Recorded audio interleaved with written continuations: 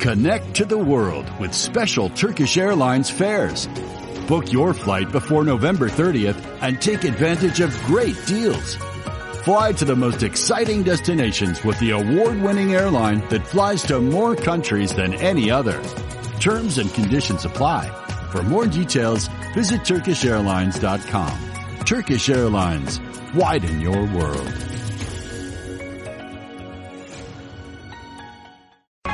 A common sense recap of the day's biggest stories. It's John Catsimatidis and Rita Cosby.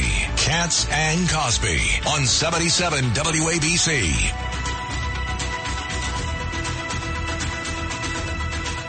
And we are back here, John, on Katz and Cosby. And interesting story by Charlie Gasparino of what's going on behind the scenes. I don't know. I think he's going to give us some breaking news. Is there anything different going on that the average person doesn't know about, Charlie? Oh, I know everything. Are you kidding me? I know you know everything, but the average person listening wants to know your secrets. Average person should be watching Katz and Company for what's going on. Yeah, absolutely. Maybe they'll listen to Larry Kudlow and you first before they listen to us. No, they need to listen to us first. Maybe we should go on earlier, Rita. Yeah, maybe. Listen, if you listen to people like John Katz, his lovely Rita, and the rest of you guys, and Larry Kudlow, you won't be average. How's that for an advertisement? Charlie, some of the intelligence agencies listen to us to find out what's going on. Trust me, I know that. So does City Hall. So does Donald Trump. Smart people. Yes. Well, here's the thing. I mean, that's part of my job is to give you the inside scoop, figure out what's going on. And with James Freeney, my colleague at the Post, we wrote an interesting story today about, you have to appreciate Trump that he takes a big picture viewpoint of advice. I mean, he is now reaching out to all sorts of people to talk to them about what to do. I mean, he uses people as a sounding board. It's far from the sort of image of him as, some crazy guy in his bathrobe just throwing out edicts. I mean, he actually has a kitchen cabinet. One of those people behind the scenes is Larry Fink from BlackRock. You wouldn't think so, but Larry's one of the best risk managers in the country. I know he gets a bad rap because of ESG, but he's smart when it comes to the markets, and Trump does reach out to him. Another person that is sort of part of that whole matrix, maybe not totally directly. I mean, that we couldn't find whether they spoke directly, but we know there's outreach with the Trump camp. Is Jamie Dimon, the nation's best banker, the CEO of J.P. Morgan, who has been speaking regularly with the Trump transition team, both before they won and after they won, about banking policy and what he sees needs to be done. And one thing I do know is that Donald Trump is an admirer of Jamie Dimon, and I think Jamie Dimon is an admirer of Trump. I think he admires his moxie, he admires his tenacity, he admires a lot of things about him. He admires the fact that he's a comeback kid, and he admires him that his economic policies are so much better. Even Jamie Dimon could digest the trade stuff, I think, for the trade-off of lower taxes, less socialism, less regulation, and all the rest. And I think that's what we're seeing playing out behind the scenes. And that was the story we wrote today in the New York Post. Wow. So at least, I think President Trump has learned a lot since his first term. I agree with you. And I think 4 years being on the bench, thinking about all the ways they screwed him during the first term is going to make him a much better president. You're 100% right. And, thank God he did. And it shows you that he's actually a smart, sentient human being, unlike the people he replaced and the person he beat in for presidency. And, it's somewhat similar to Jamie Dimon's, the arc of his career, as someone who's written a lot about Jamie over the years. I joked with Jamie. I met him recently. We had a little sit down, and I said, we knew each other before neither of us had gray hair, and so it's been that long. Jamie, the arc of his career is one of learning. He was this superstar executive with Sandy Weil, taking over companies, creating Citigroup, and then he gets fired by Sandy Weil. Well, that's because Jamie, he learned from his mistakes. Jamie fired Sandy Weil's daughter. Yeah, it was that. It's great that you know that. But it was more than that too, John. I mean, it was like a lot of rivalry between the two. It'll take a whole show to get into that. But anyway, is that like Giuliani firing Bill Bratton? Because Bratton made the front page of the Time magazine? There was some of that jealousy. Some of that. See, we're giving all the gossip to all our listeners. But the bottom line is he was in the wilderness for a long time. I remember covering it. And then one day he lands at a mid-sized bank called Bank One. He helps rebuild it and rebrand it and sets it up for a sale to a company known as J.P. Morgan Chase. And the deal was we buy your mid-sized bank and we get you as CEO.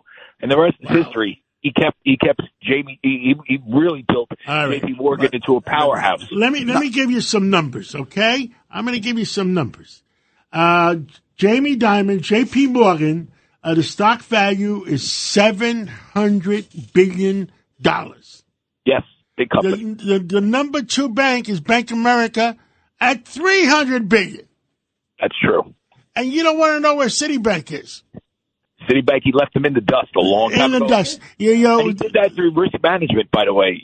One of the great things that Jamie Dimon did was keep J.P. Morgan out of the muck during the financial crisis. Now, that said, he's kind of woke, John. I've written about this. Listen, I've been there with him. Me and him helped run the Dukakis campaign 100 years ago.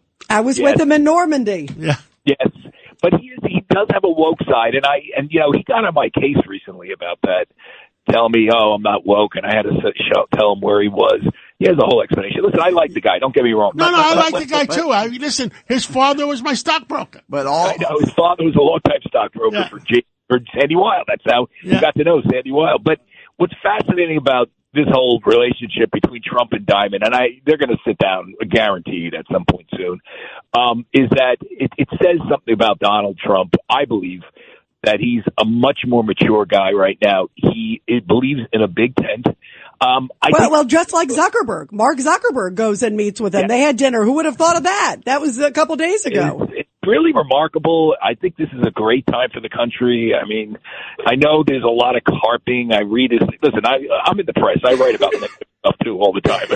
Far be it from me to complain. But, if I look at this sort of 30,000 feet, we're kind of in a good position. We lucked out. It was a close election, and, God was on the God was on our side this time. Thank goodness. If Ed Cox here, if Jamie Dimon was ever woke, all the regulations that were heaped on him, Basel III and Biden, he's talking about deregulation now, big time.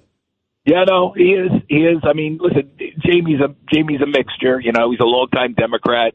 His wife was very big with the Harris campaign, from what I understand. Jamie is a lot more nonpartisan. But listen, I try to judge people as individuals.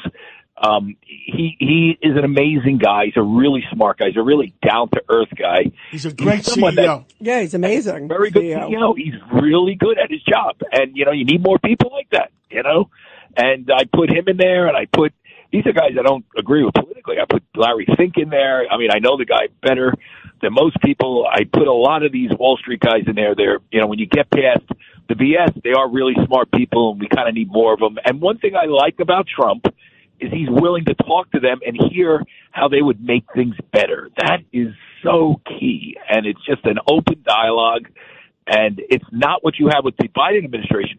But when I heard about Biden, he didn't meet with anybody really, like no CEOs, or rarely met with a CEO after the first year. Wow. He didn't meet with anybody. I don't even know if he met with his wife after the first year. So well, I think that's the only person he met with for years. Yeah, that's true. We did see them together. She was running the show. But, that's true. His staff kept him cloistered because he didn't have the mental bandwidth to do it. And, then Harris gets involved, and what interactions she had with people, from what I understand, were not impressive because, she spent 4 years not doing any homework, literally not doing the hard stuff to learn. Absolutely.